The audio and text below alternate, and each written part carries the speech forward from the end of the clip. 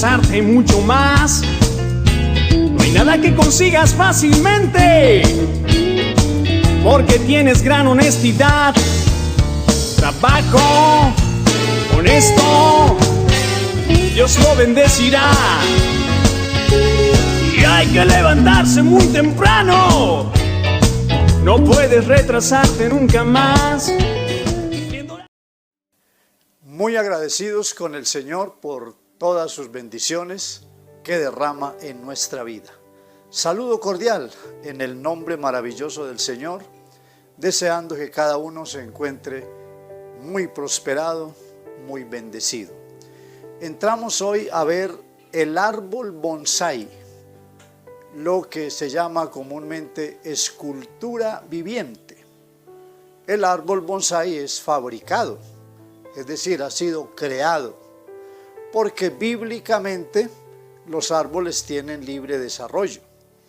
Así que Génesis, el capítulo 1 y el verso 11, declara que produzca la tierra hierba verde, hierba que dé semilla, y árboles frutales sobre la tierra que den fruto según su género, y cuya semilla esté en ellos.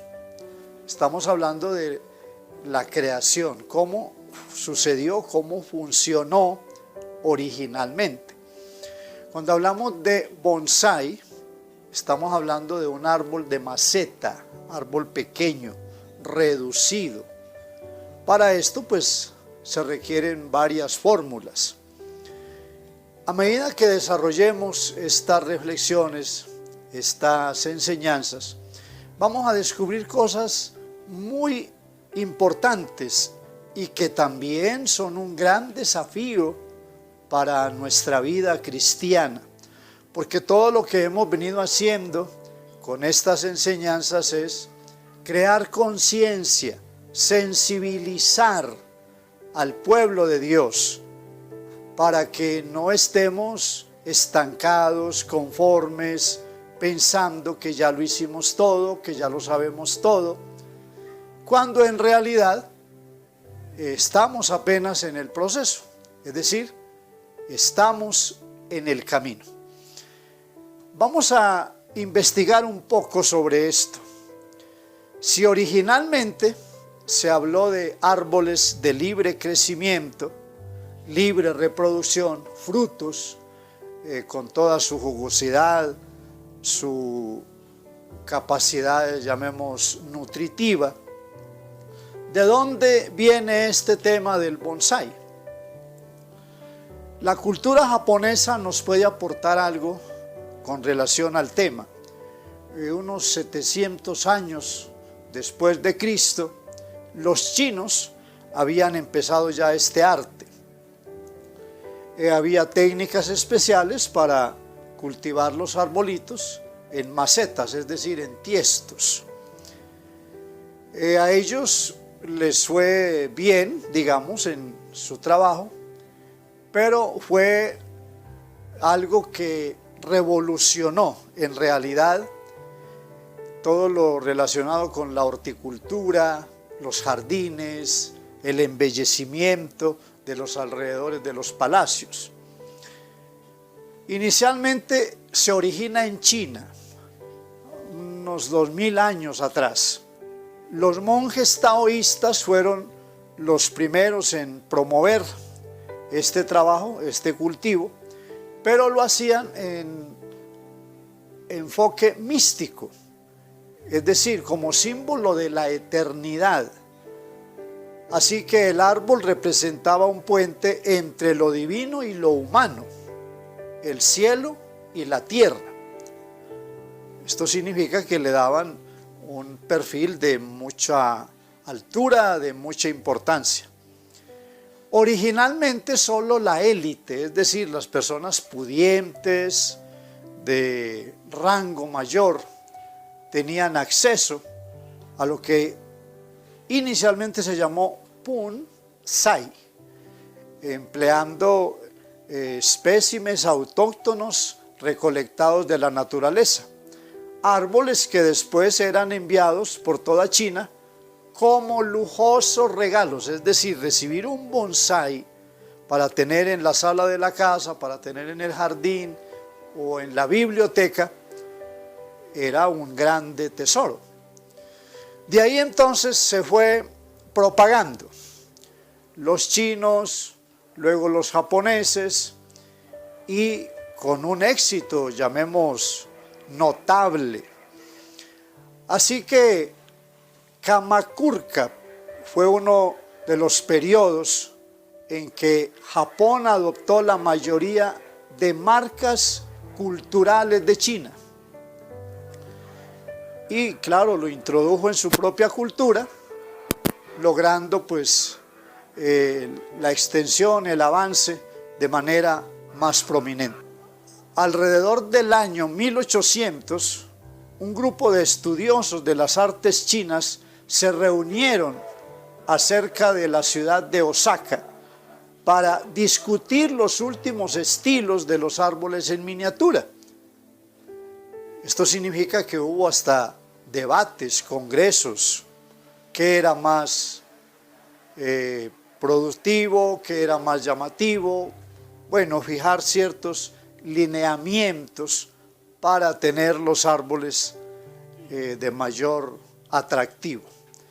Durante siglos, en definitiva, todo este proceso se ha venido desarrollando y por demás está decir que hoy se conoce prácticamente en todo el mundo, acá en el occidente, en Latinoamérica, es algo ya común, algo normal.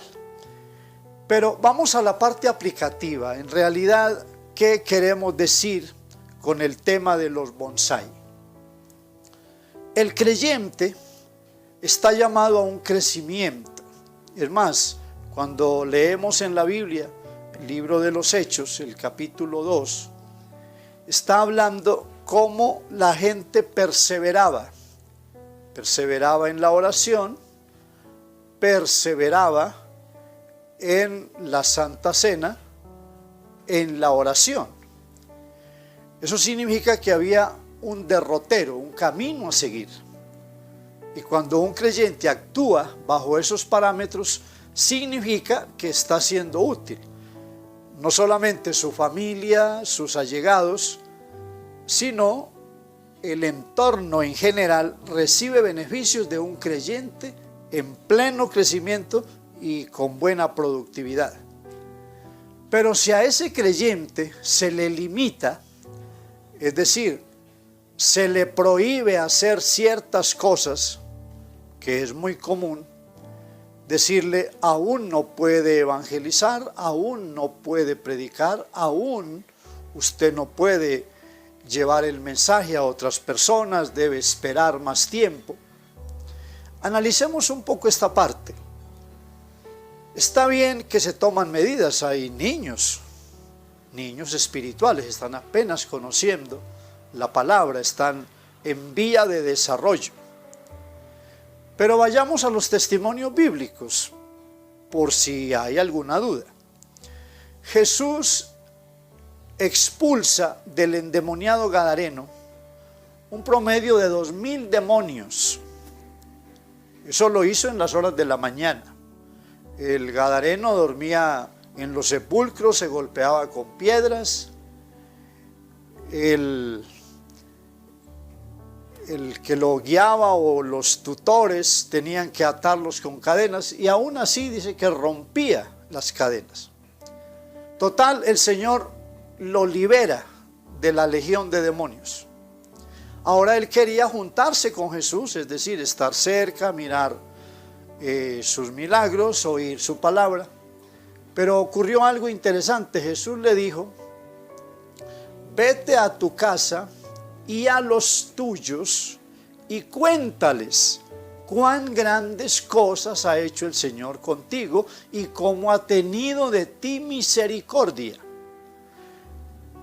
Es decir, que el mismo día que recibe la liberación, ese mismo día debió comenzar a testificar. Uno se pregunta, pero ¿cómo es posible? En los términos que más o menos se manejan en el rol cristiano, está muy nuevo, todavía necesita experiencia y a veces un creyente pasa 1, 2, 3 años esperando que le den la opción, el turno. Jesús utilizó un método diferente.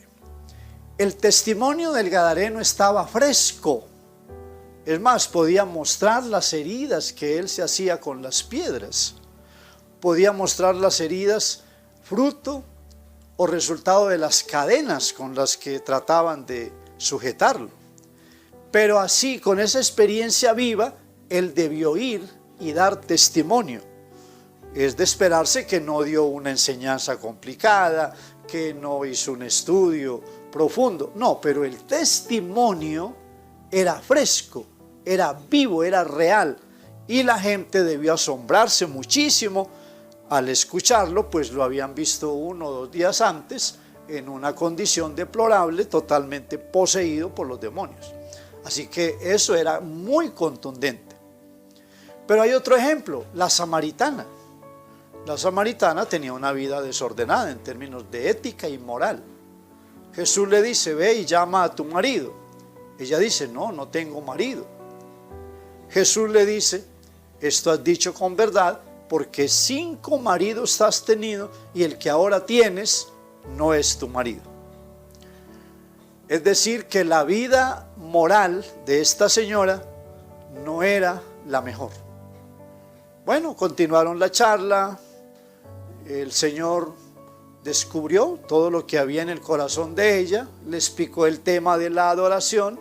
La samaritana abandona el cántaro, se va a Samaria y ese mismo día prácticamente se convierte en una evangelizadora de gran capacidad, pues los de Samaria vinieron a ver a Jesús. Ella les dijo, vengan a ver a un hombre que me ha dicho todo lo que yo he hecho.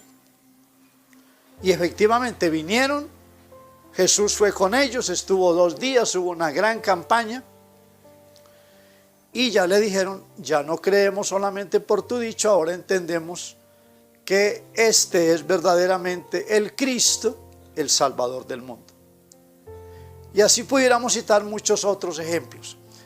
Cuando el árbol, es decir, el creyente, comienza su desarrollo, su crecimiento, no está para tareas de mayor tamaño, pero sí para dar testimonio. Así que cortarle esos renuevos, cortarle raíces, es convertirlo en un bonsái. Y desde luego los resultados no van a ser buenos. Esa persona tiende a entristecerse, algunos se amargan, saben que pueden hacer un trabajo de mayor cobertura.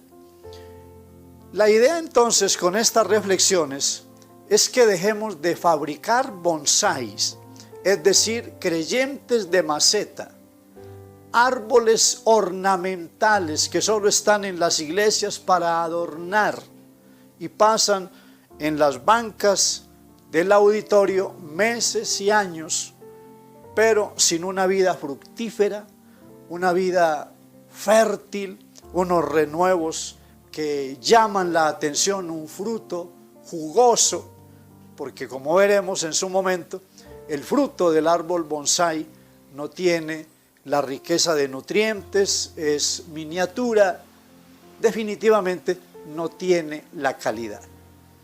Hoy entonces hay un llamado para que actuemos de manera diferente.